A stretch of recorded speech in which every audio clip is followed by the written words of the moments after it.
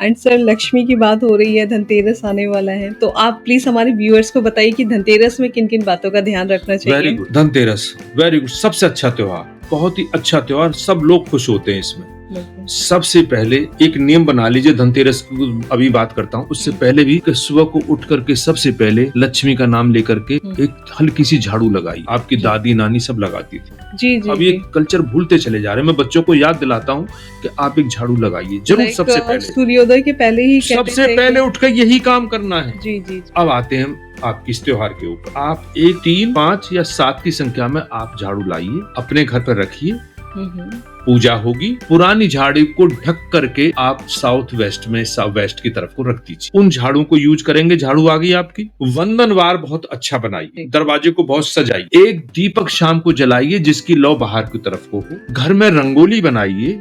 जो भी आप अच्छी बातें कर सकते हैं वो करिए, और पूजा लक्ष्मी की आप करिए। ज्योति जलाइए शाम को। कुल मिलाकर के जो भी आप आवाहन कर सकते हैं अपनी लक्ष्मी के लिए आप करिए। कपड़े खरीद सकते हैं। गोल्ड खरीदना बहुत अच्छी बात होती है। जो चीज नहीं खरीदनी है, कोई नुकीली चीज नहीं खरीदनी है। चाकू है, कोई ऐसी चीजें हैं, ऐसी चीज कभी मत खरीदना। और एक चीज जो बिल्कुल नहीं खरीदनी है, टच नहीं करना उस दिन, वो है प्लास्टिक। प्लास्टिक नहीं खरीदना उस दिन, नहीं लाना है घर के अंदर। तो आप नुकीली चीजों को बिल्कुल नहीं लेंगे। जनरली प्लास्टिक कोई खरीदता तो नहीं है, लेकिन उसे प्लास्टिक में सामान डाल के देते हैं। अपना थैला लेके जाइए, मत लाइए उस दिन प्लास्टिक। तो प्लास्टिक का एंट्री होना ही नहीं चाहिए। और किसी को भी भूल से उस दिन मत दीजिए, उधार मत दीजिए, उधार मत दीजिए उस दिन। लेन देन मत करिए। आ जाए ठीक है, लेकिन देना नहीं है किसी को भी, ठीक है। ये धन की पूजा है।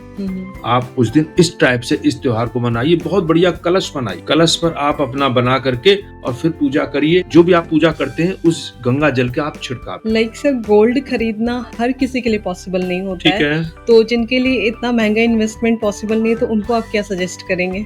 हाँ, अगर वो गोल्ड नहीं खरीद सकते हैं तो आप सिल्वर खरीद सकते हैं। चांदी का छोटा सा पीस लेना। अगर कुछ भी नहीं है तो एक चांदी का सिक्का ले। इतना तो कर सकते हैं, इतना जरूर करें। कपड़े जरूर नहीं खरीदें। हाँ। धनतेरस में कपड़े जरूर करें, ये अच्छी बात है। उसे पहन करके पूजा अच्छी बात है।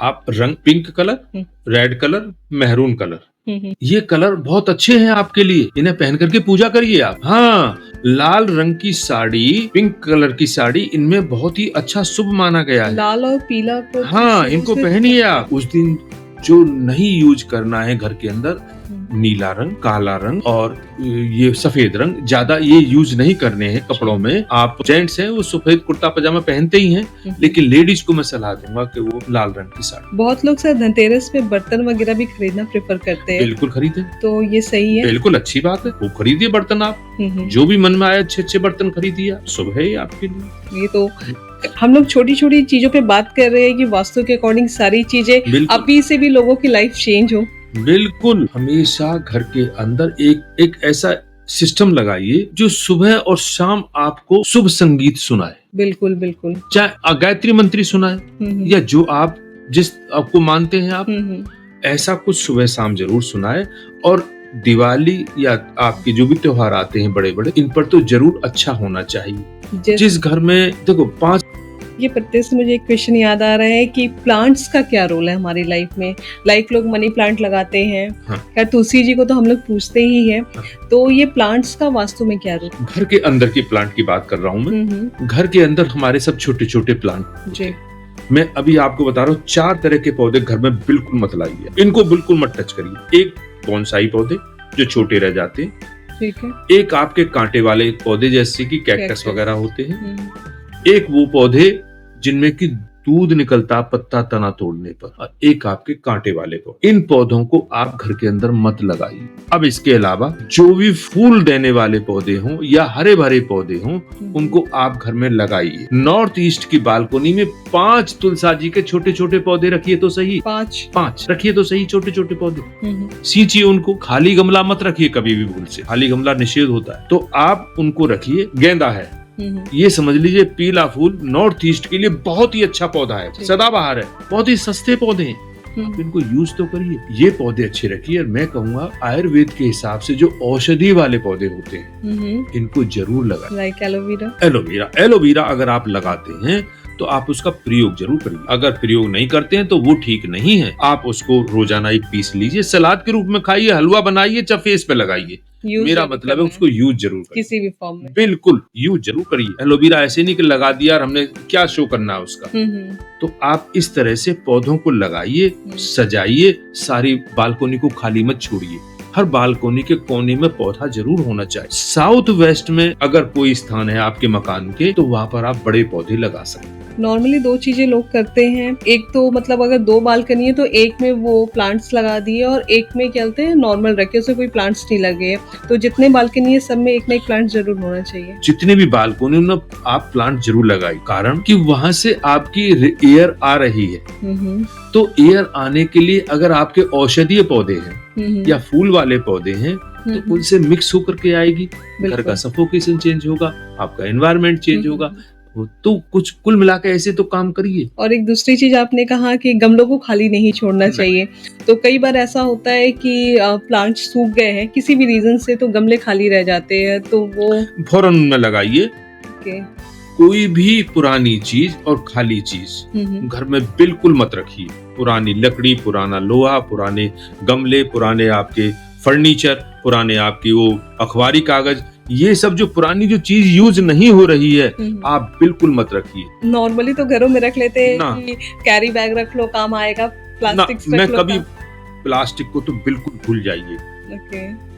प्लास्टिक को बिल्कुल मत आने दीजिए घर के अंदर। सबसे अधिक नेगेटिव एनर्जी ये दे रहा है। हाँ जी।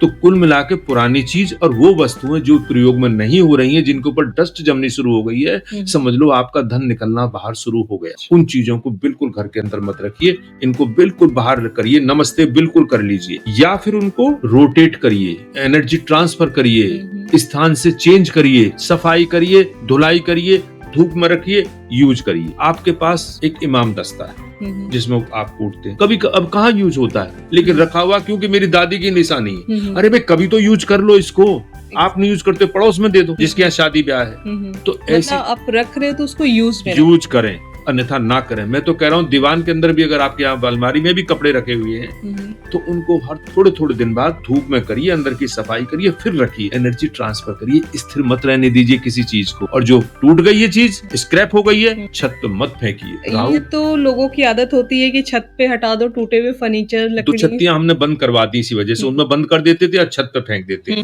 राहु का वास हो जाएगा, पितृ दोष बनना शुरू हो जाएगा, पितरों का आशीर्वाद नहीं मिलेगा। और कई घरों में तो ऐसा होता है कि जो बड़े बुजुर्ग होते हैं उनको चीजों से काफी लगाव होता है। वो कोई खाली डब्बा हुआ या कोई भी मतलब जो उनकी यूज की नहीं, वो रख देते हैं कि नहीं रख दो, कभी ना कभी काम आएगा। तो ये चीजें नहीं करनी चाहिए। बिल्कुल बिल्कुल नहीं, उन चीजों को हटाइए उनसे। और जैसा आपने पुराने शूज के इकट्ठे कर ले हैं कि जिस घर में जाओ इतने शूज मिलते हैं भैया, बस पूछो मत ना। अरे हटाइए उनको यार, जितनी जरूरत उतनी रखिए ना। और एक अच्छा सा बॉक्स बनाइए, उसको बंद रखिए, उसमें एक कागज बिछाइए अखबारी, और उसमें जो डस्ट आए उसको हुई मोड़ करके फ्लोर पर मत डालिए, बाहर फेंकिए। चीजों को वेल ऑर्गेनाइज। हाँ। एक जैसे आपने कहा कि चीजें रोटेट करनी चाहिए, तो चीजों का तो मुझे आइडिया नहीं था, लेकिन मैंने ये सुना है कहीं पे कि अगर हम लॉकर में जो पैसे रख रहे, कैश रख रहे हैं, वो उसमें काफी टाइम तक ऐसे नहीं छोड़ना चाहिए। लाइक अभी हमारे पास जैसे जो कैश आए उसको रोटेट करके वो निकाल लेने चाहिए, पहले वाले उससे यूज करना चाहिए। ये सही है?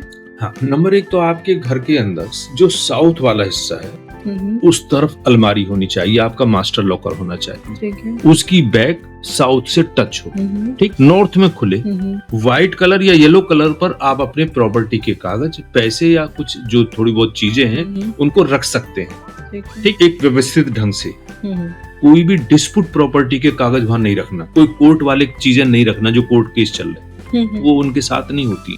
कोई उसके दवाइयों के कागज नहीं रखने, कोई ऐसी फाइल्स नहीं रखनी जो आपको परेशान कर रही है, ठीक है, क्योंकि वो नेगेटिविटी लेके जा रही है। बिल्कुल। मैंने कहा 3 चीज मैंने बताई। वो जो मकान जो आपके लिए शुभ है, अच्छा है, उसके कागज, पैसे या जेवरात, इनको रख सकते। अच्छा, अब क्या हुआ कि इसको आप रख करके वहां पर निश्चिंत है कि मेरी इमरजेंसी का कोड, इसको मुझे हाथ नहीं डालना, लॉक बंद कर। अब घर को चलाने के लिए पैसे, रोज रोज उसमें हाथ मत डालिए। आप एक बनाइए लॉकर, उसमें आप रोज डालिए, रोज निकालिए, रोज डालिए। मुझे सब्जी लेनी है, बच्चों की फीस देनी है, घर का खर्चा चलाना है, तो उसमें आप उस अमाउंट को रखिए जो महीने का खर्चा चलाना है। और जो बड़ा अमाउंट है या तो बैंक में रखिए या वहां पर रखिए, और जब वो थोड़ा सा बड़ा हो जाए तो उसको बैंक में ट्रांसफर कर दीजिए। मतलब कैश भी जो है लॉकर में वो भी रोटेट होना चाहिए। बैंक में ट्रांसफर कर दिए, ज्यादा मत रखिए, आजकल का टाइम नहीं है सब व्यवस्था रखने। बिल्कुल।